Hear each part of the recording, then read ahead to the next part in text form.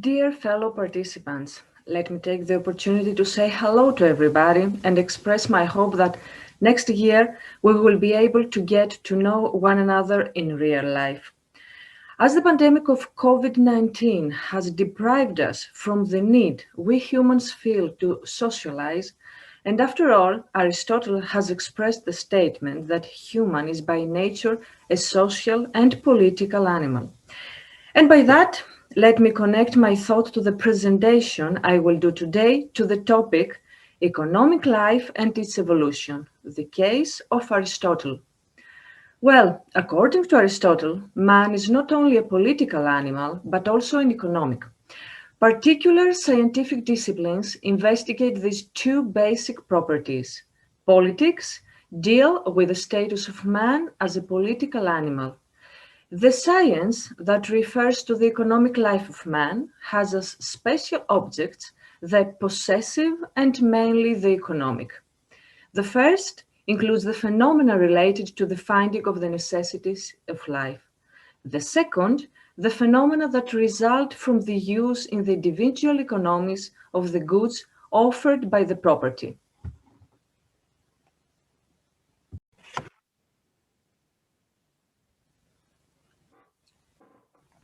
Politics, in the Greek, is an adjectival form, as if we should say the political.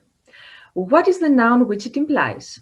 Strictly, it is the noun science, as we say in Greek, episteme.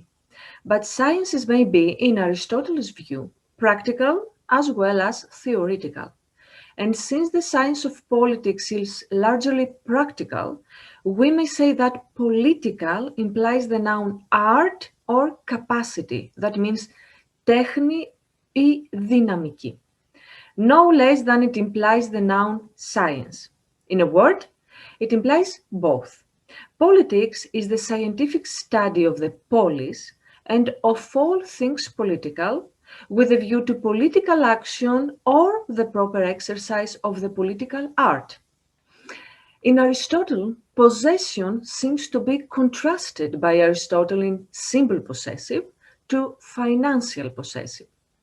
The simple possessions belong to the productive branches with which man acquires economic goods directly from nature, while financial corresponds to an advanced economic situation in which the acquisition is mediated through trade, credit, and especially money.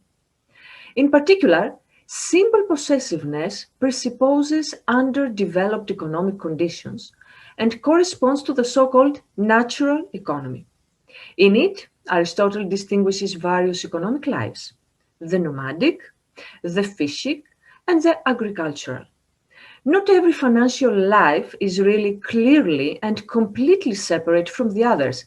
That is, it is not only nomadic, but complex, nomadic, agricultural, and fishery, etc. According to Aristotle, possessiveness is based on absolutely moral foundations without presenting anything inherent. It is possessive by nature. In more than one point, politics, the normality of each operation is excluded. Possessive by nature is characterized as warlike, which, among other things, promotes the living organs of production, the slaves. By nature, he also considers financial goods by direct exchange, and if the latter is done, to replace self-sufficiency by nature. Aristotle considers true wealth only that which arises directly from nature or after direct exchange. Financial presupposes an expansion of the debt cycle of individuals and generally advanced economic conditions, which corresponds to the so-called transactional or monetary economy. Finance is not like simple possessiveness by nature, except for some exceptional cases of intimate finance. That is unnatural because it is insatiable.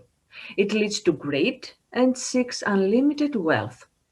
In that category is trade, money, and faith, as well as mistharnia, that is, the hiring of physical human labor, as well as the hiring of mental and spiritual services, such as the warrior, the teacher, etc.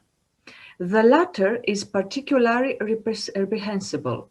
Wealth acquired through finance is artificial wealth, wealth rather than nature, and therefore despised.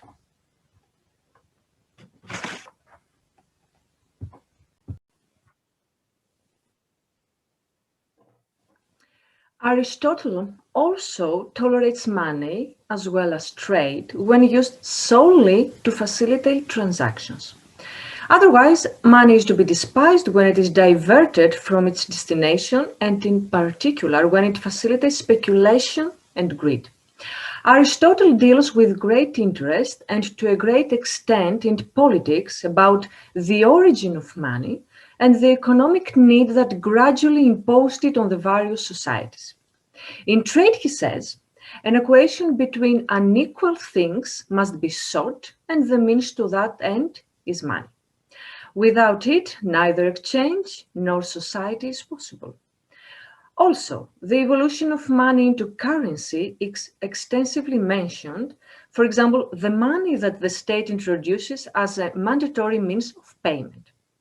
This is related to the need to verify the amount of precious metal contained in the money.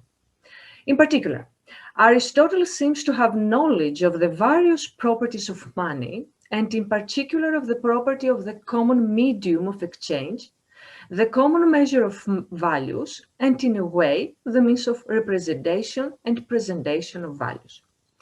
According to Aristotle, money puts aside the difficulties of exchange due to the economic inequality of the species exchanged. Money is a product of a social condition. It does not work by nature, but by law, by agreement, or custom. That is why it is called a currency. Aristotle has a clear understanding of the above properties of money. Nevertheless, he says that money itself has no value, but it is a mere illusion. Therefore, it can be declared completely useless by the law that enacted it. In this way, money, and especially metal, would be turned into a symbol. So, if the property of money as a spare medium is removed, money has no value. Aristotle contributed greatly to the clarification of the concept of money and was the first to clearly articulate the concept of wealth and distinguish it from the concept of money. Now, after a period of total separation between ethics and economics, the relationship has been restored, giving relevance to the interconnections of economics with other aspects of life. Such a position is in favor of Aristotle's ethical economical thought, whose relationship with other values is in tune with recent economic developments. Aristotle certainly expressed concepts and reflections which later developed in many directions. The word of the Greek polis is one of the best instruments to understand the relationship between ethical, political, and economic matters in the ancient world. It is clear, therefore, that a polis is not an association for residence on a common site, or for the sake of preventing mutual injustice and easing exchange. These are indeed conditions which must be present before a polis can exist. But the existence of all of these conditions is not enough in itself to constitute a polis. What constitutes a polis is an association of households and clans in a good life, what we call in Greek ephzin, for the sake of attaining a perfect and self-sufficient existence, what we call autarkia.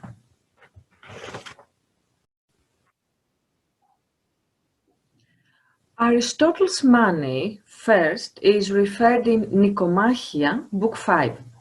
It is stated there in the global language of that times. Γενέσθε προς δε την χρίαν ενδέχεται ικανός. Εν δι, τι δι είναι. Τούτο δεξιποθέσεως. Διό νόμισμα καλείται.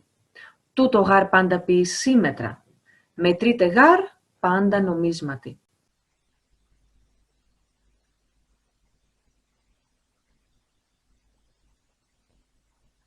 In translation. But money has become by convention a sort of representative of demand, and this is why it has the name money, nomisma, because it exists not by nature but by law, nomos, and it is in our power to change it and make it useless, Aristoteles Ross. The passage has been used to define modern economics by Cohen, 2012, and later to define blockchain evolution. Today blockchain as money, Bitcoin, Ethereum, pass the way as money per SE. The distributed ledger technology, DLT, is used for international bond market for gold-backed assets. In the next days a new quantum financial system will arise and it brings the Aristotelian ethics to our times, ZİSOPOULOS 2021, Tsiatsio 2020. International monetary system eliminates corruption, usury, and manipulation within the banking system. New system ends corrupt central banking and debt slavery, and it is a DLT but not cryptocurrency. New system is designated by design money as clean, clear, non-terroristic, or originating from legal activities. This was the kind of investment funds proposed in the last year Ibanez Conference for North Macedonia Regional Development. Chalamani et al., 2020.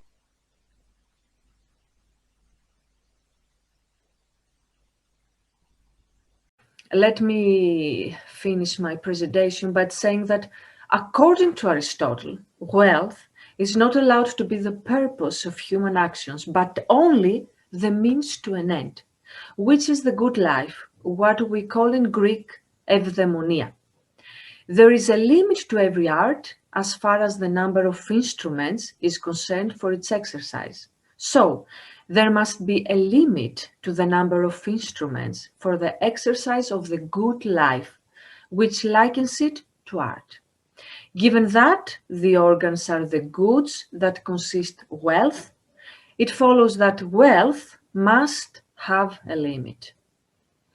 Thank you very much for the opportunity to present our paper, and I hope that next year we will be able to meet one another in real life and be able to be the social beings, the social animals, political animals, as Aristotle said. Good luck to everybody. Goodbye.